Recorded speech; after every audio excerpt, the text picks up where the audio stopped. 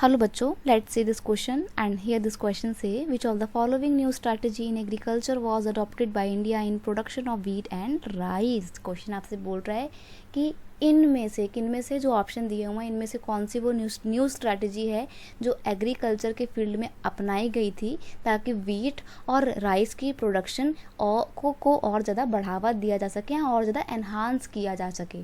तो ऑप्शन आपके दिए हुए हैं वो थी white revolution, green revolution, both A and B या नन ऑफ दीज। तो देखो बहुत सिंपल सी बात है, उसने बोला कि एग्रीकल्चर में अपनाई गई थी और एग्रीकल्चर में क्या होते हैं, पेड़ पौधे होते हैं, खेती होती है और पेड़ पौधे जो होते हैं उनका कलर कैसा होता है, ग्रीन कलर का होता है ना।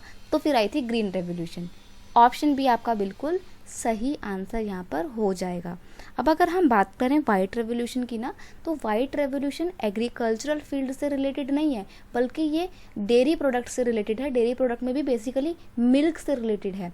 और इस वाइट रेवोल्यूशन के जो फादर थे, किनको बोला जाता है father of white revolution, Verghese Kurien को, या उनको milkman of the India भी कहा जाता है क्योंकि इन्होंने आणंद शहर में, गुजरात का आणंद शहर में एक अमूल नाम की फैक्ट्री स्टैब्लिश की थी। कॉर्पोरेट फैक्ट्री थी, आप कह सकते हो कॉर्पोरेटिव सेक्टर वाली फैक्ट्री थी।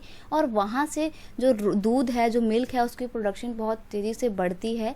इसीलिए उस पूरे मिल्क प्रोडक्शन की जो रेवोल्यूशन हुई थी उसको वाइट रेवोल्यूशन का नाम दिया जाता है। यहाँ पे हमसे एग्रीकल्चर के फील्ड में गेहूं और चावल की प्रोडक्शन में होने वाली इंक्रीजमेंट के बारे में पूछा जा रहा है, तो वो ग्रीन रेवोल्यूशन से एसोसिएटेड है। अब ये कब हुई थी? In the year of 1965 the government of India launch the green revolution. 1960 के डिके में हम बोल सकते हैं कि गवर्नमेंट ने ग्रीन रेवोल्यूशन को लॉन्च किया था with the help of geneticist now known as father of green revolution.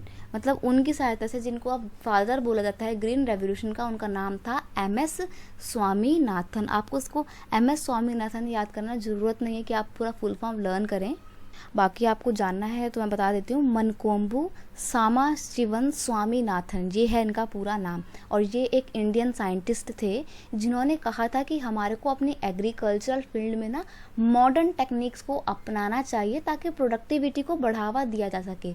इन्हीं के इस कॉन्सेप्ट के बाद से इंडिया की एग्रीकल्चर में बहुत सारे नए तरीक़ों को, मॉडर्न इक्विपमेंट्स को, इरिगेशन टेक्निक को, PVC पाइप को, HYV बीजों को, यानी कि जो अच्छी क्वालिटी का हाई यील्डिंग वैरायटी जो वीड्स होते हैं, उनको अडॉप्ट किया गया था ताकि प्रोडक्शन को बढ़ावा दिया जा सके। और प्रोडक्शन बहुत तेज़ी से बढ़ती है, 2 गुना 3 गुना बढ़ती है, ठीक है। और स्पेशली हरियाणा और पंजाब के जो इलाके होते हैं यहाँ पर तो बहुत ज़्यादा प्रोडक्शन इंक्रीज होती है। इसी को बोला जाता है ग्रीन रेवोल्यूशन। ऑप्शन बी आपका यहाँ पर बिल्कुल सही आंसर है। I hope you understand it well. Best of luck.